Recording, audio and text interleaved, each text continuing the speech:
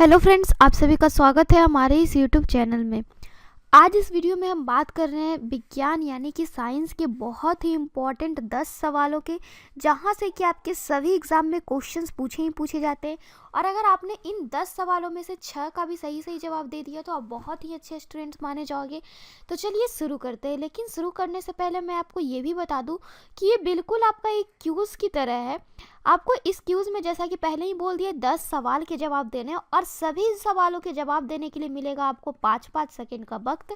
आपको उन 5 सेकेंड्स में इसके सही सही जवाब हमें कमेंट बॉक्स में कमेंट करने होंगे। ऐसा आपको एक सवाल नहीं, सभी 10 सवालों के लिए 5-5 सेकेंड का वक्त मिलेगा। और आखिर में आपको ये भी कमेंट करने हैं कि आपने कितने सवालों के सही सही जवाब दिए थे। तो चलिए शुरू करते हैं। साथ ही साथ मैं ये भी बता दूं कि इसी तरीके के हम डेली आपके लिए क्यूज़ लाते रहते हैं। तो डेली क्यूज़ के लिए आप हमारे चैनल को सब्सक्राइब ज़रूर करें और सब्सक्राइब करने के बाद बेल आइकन पे ज़रूर प्रेस करें, ताकि हम जो भी वीडियोज़ अपलोड करें उसके आपको नोटिफिकेशंस टाइम टू टाइम मिलती रहे और आप हमारी एक भी वीडियो मिस ना करें। और आप इसी तरीके से हमारे डेली के क्यूज़ का भी लाभ उठाते रहें। आप इसे लास्ट तक ज़रूर देखो, आपको I am sure, I hope कि आपको बहुत ही ज़्यादा मज़ा आने वाला है इस क्यूज़ में। तो चलिए देखते हैं। हमारा सबसे पहला सवाल कह रहा है कि चंद्रमा से पृथ्वी तक आने में प्रकाश को लगभग कितना समय लगता है। कह रहा है कि मून लाइट जो है उसे अर्थ पर आने में जो टाइम लगता है वो कितना होता है। जो चंद्रमा की प्रकाश है उसे पृथ्वी तक आने में कितने समय लगते हैं, कितने सेकंड या कितने मिनट का समय लगता है। तो आपको 4 ऑप्शंस दिए गए हैं। इन चारों में से जो भी आपकी सही ऑप्शन लगे आप हमें कमेंट बॉक्स में कमेंट कर सकते हो। आपका समय शुरू हो रहा है अब।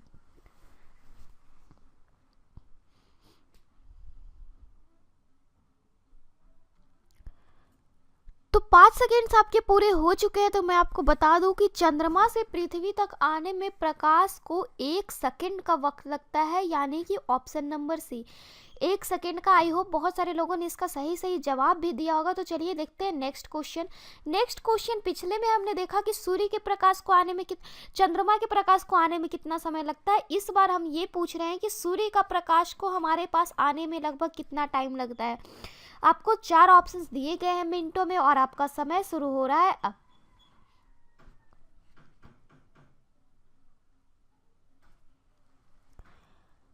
तो 5 सेकेंड्स आपके पूरे हो चुके हैं। तो मैं आपको बता दूं, सूर्य का प्रकाश यानी कि सनलाइट जो होता है उसे हमारे पास यानी कि अर्थ पर आने में 8 मिनट का समय लगता है, यानी कि आपका ऑप्शन नंबर ए के साथ चला गया। आई होप आप सभी लोगों ने इसके सही सही जवाब दिए होंगे। अगर आपको और भी ज़्यादा टाइम चाहिए तो आप वीडियो को पॉज कर सकते हैं, बट आप कोशिश करो कि आप इन 5 सेकेंड्स में ही इसके आंसर समय बता दो। तो चलिए देखते हैं नेक्स्ट क्वेश्चन। प्रकाश छोटे छोटे कणों से मिलकर बना होता है, जिसे क्या कहते हैं। आप सभी को पता है कि प्रकाश यानी कि लाइट जो है स्मॉल पार्टिकल से मिलकर बना होता है। आप जब कहीं से लाइट आ रही होगी कोई सोर्स से, तो आप उसे गौर से देखोगे तो आपको कुछ पार्टिकल्स दिखाई देंगे। तो उस पार्टिकल्स को क्या कहते हैं ये हमसे पूछ रहा है और आपको 4 ऑप्शंस दे के रखा और आपका समय शुरू हो रहा है अब।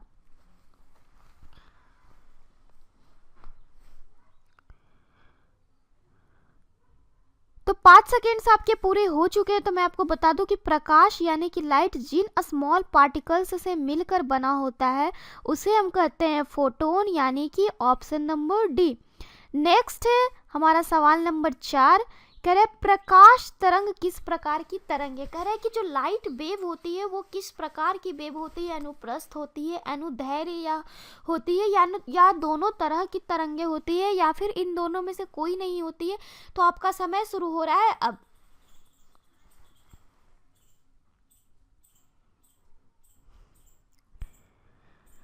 तो 5 सेकेंड आपके पूरे हो चुके हैं। तो मैं आपको बता दूं कि लाइट वेव जो है यानी कि प्रकाश तरंग जो है वो हमारी होती है अनुप्रस्थ तरंग, यानी कि ऑप्शन नंबर ए।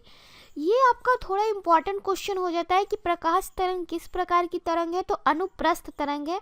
नेक्स्ट है सवाल नंबर 5। कह रहा है कि प्रकाश का तरंग सिद्धांत किसके द्वारा प्रस्थापित किया गया था। कह रहा है लाइट वेव की जो प्रिंसिपल थी, लाइट वेव की प्रिंसिपल वो किसके द्वारा थी, कौन से प्रिंसिपल इसे हम कहते हैं। आपके ऑप्शंस दे के रखे हैं, न्यूटन, हाइगेंस, प्लैंक या फैराडे। और आपका समय शुरू हो रहा है अब।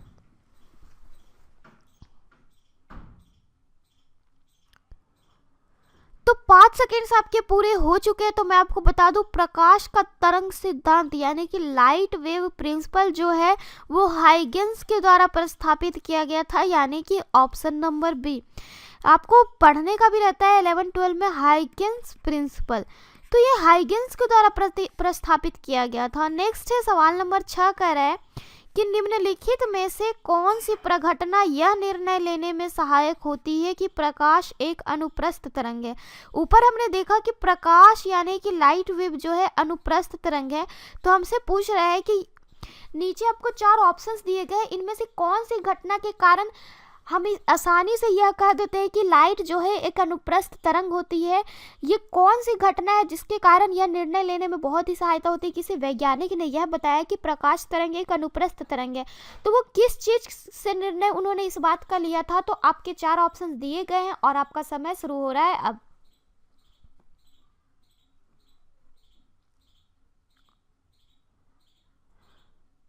तो 5 सेकेंड्स आपके पूरे हो चुके हैं, तो मैं आपको बता दूं कि वह प्रघटना जो यह निर्णय लेने में सहायक होती है कि प्रकाश एक अनुप्रस्थ तरंग है, उस प्रघटना का नाम है ध्रुवीकरण, पोलराइजेशन, यानी कि ऑप्शन नंबर सी। पोलराइजेशन के कारण ही हम आसानी से कह देते हैं कि लाइट वेव जो है एक अनुप्रस्थ वेव है। नेक्स्ट है हमारा सवाल नंबर 7, कह रहे कि प्रकाश के विद्युत चुंबकीय स्वरूप की खोज किसने की। कह रहे प्रकाश के जो इलेक्ट्रोमैग्नेटिक रूप है उसकी खोज किसने की थी। आपके ऑप्शंस दे के रखे, स्नेल, न्यूटन, मैक्सवेल या यंग, और आपका समय शुरू हो रहा है अब।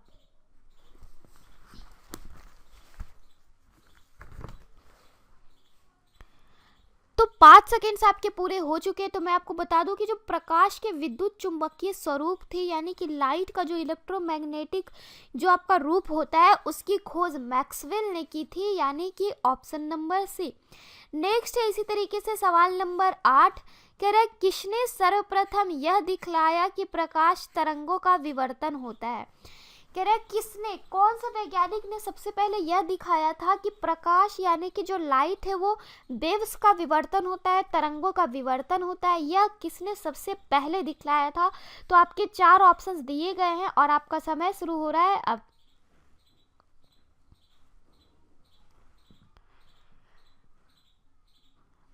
तो 5 सेकेंड्स आपके पूरे हो चुके हैं, तो मैं आपको बता दूं कि वे वैज्ञानिक जिन्होंने यह दिखलाया कि प्रकाश तरंगों का विवर्तन होता है, आप सभी को इस बात का पता होगा कि प्रकाश तरंगों का विवर्तन होता है, तो ये वैज्ञानिक कौन थे जिन्होंने इस बात को सबसे पहले दिखलाया था। तो वो उस वैज्ञानिक का नाम था ग्रेमाल्डी, यानी कि ऑप्शन नंबर ए। नेक्स्ट हमारा सवाल नंबर 9 कह रहा है कि प्रकाश विद्युत प्रभाव का प्रतिपादन किसने किया। कह रहे प्रकाश विद्युत प्रभाव का प्रतिपादन किसने किया। आपको 4 ऑप्शंस दिए गए हैं, कॉम्पटन, मैक्सवेल, आइंस्टीन या न्यूटन, और आपका समय शुरू हो रहा है अब।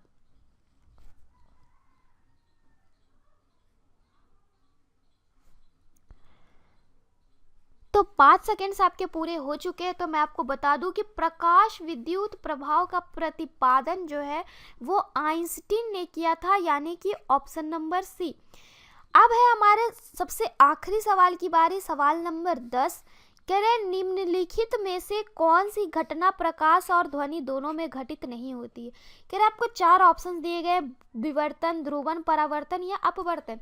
कह रहे जो इन चारों में से कौन सी ऐसी घटना है जो कि लाइट और साउंड दोनों में घटित नहीं होती है। 3 आपकी ऐसी घटनाएं हैं जो कि लाइट में भी घटित होती है और साउंड में भी घटित होती है, बट इनमें से एक आपका ऐसा घटना है जो कि लाइट और साउंड दोनों में घटित नहीं होती है। तो वो इन चारों में से उस घटना का नाम क्या है, ये आपसे पूछ रहा है और आपका समय शुरू हो रहा है अब।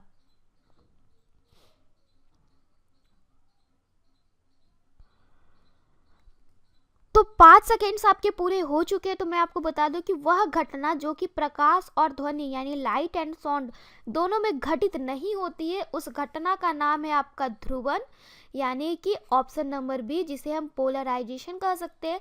यह जो है हमारी दोनों चीज़ों में नहीं घटित होती है, ये आपको प्रकाश और ध्वनि दोनों में घटित नहीं होती है, तो हमारा आंसर चला जाएगा ध्रुवन के साथ।